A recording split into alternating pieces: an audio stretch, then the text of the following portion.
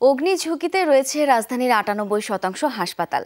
আশঙ্কা রয়েছে যে কোনো সময় ঘটতে পারে বড় ধরনের দুর্ঘটনা।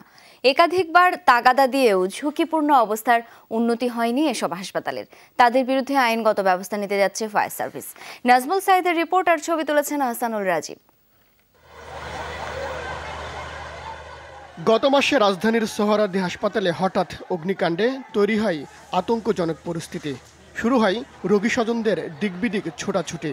চিকিৎসক কর্মচারীদের অভূতপূর্ব তৎপরতায় সব রোগীকে সরিয়ে নেওয়া হয় পাশের হাসপাতালে।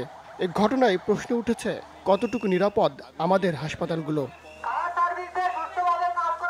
সম্প্রতি সরজমিনে সোহরাওয়ার্দী হাসপাতাল ঘুরে দেখা গেল হতাশাজনক চিত্র। যে দু একটি কক্ষে অগ্নি নির্বাপক সিলিন্ডার রয়েছে, সেগুলোর ব্যবহার জানেন না দায়িত্বরত কর্মকর্তারা। আপনি কি ব্যবহারটা জানেন? আসলে এটার সিস্টেমটা আমি এখনো দেখিনি, তো এই জন্য আমি বলতে পারছি না। আগুন যদি এখনো লাগে, আগুনটা তাৎক্ষণিক নেভানোর কোন ইকুইপমেন্ট আছে এখানে? আমাদের এখানে নাই, আমাদের 2 রুমে নাই, মানে এই রুমে নেই। ওইগুলি এখন আমার ওয়ার্ডে দেয় নাই, দিবে শুনছি যে আসছে, আবার দেখছি আমরা। বৈদ্যুতিক নিয়ন্ত্রণ কক্ষ যেখানে আগুনের ঝুঁকি বেশি, সেখানকার সিলিন্ডারগুলোর মেয়াদ শেষ হয়েছে বেশ কয়েক বছর আগে।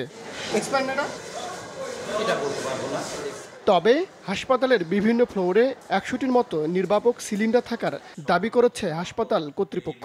হয়তো বা পরিত্যক্ত হয়তো 1-2টা থাকতে পারে, কিন্তু আপনার হলো ফায়ার এক্সটিংগুইশার আমার লোক নেন 100টার উপরে আমরা ফায়ার এক্সটিংগুইশার সবগুলো আছে লাগানো। রাজধানীর জাতীয় হৃদরোগ ইনস্টিটিউটে আগুন লেগেছিল গত বছর।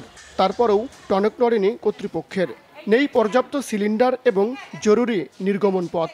যারা কাজ করেন তাদের ধারণা নেই আগুন লাগলে কি করবেন। কেউ কেউ জানি, কেউ কেউ যদি বলি সবাই জানি, সেটা একদম মিথ্যা বলা হবে, কারণ আমরা সবাই জানি না। ফায়ার ইয়েতে লোক আসবে আমাদের ট্রেন আপ করাবে, ঠিক আছে, এটাই সত্য। এখানে আগুন লাগার পর আমরা যে বের হবো, পেশেন্ট নিয়ে বের হবো, আমি নিজেই বের হবো, নিজেকে নিরাপত্তা করবো, রুগীর অ্যাটেন্ডেন্সকে বের করবো।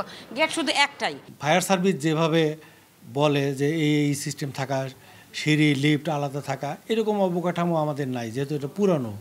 ঢাকা মেডিকেল কলেজ হাসপাতাল সহ বেশিরভাগ সরকারি হাসপাতালের চিত্র একই।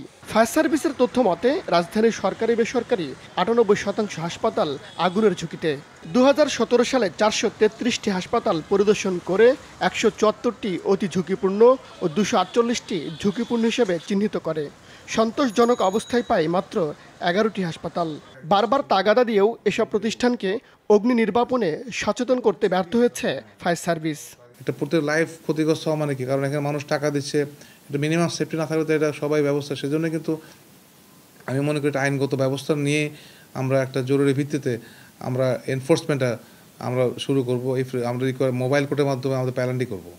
এখনই প্রয়োজনীয় অগ্নি নির্বাপন সরঞ্জামের ব্যবস্থা ও সব পক্ষকে সেগুলো ব্যবহারের প্রশিক্ষণ দেওয়া না গেলে হাসপাতালগুলোতে যে কোনো সময় বড় ধরনের অগ্নিকাণ্ডের ঝুঁকি থেকেই যাচ্ছে। নাজমুল সাইদ, যমুনা নিউজ, ঢাকা।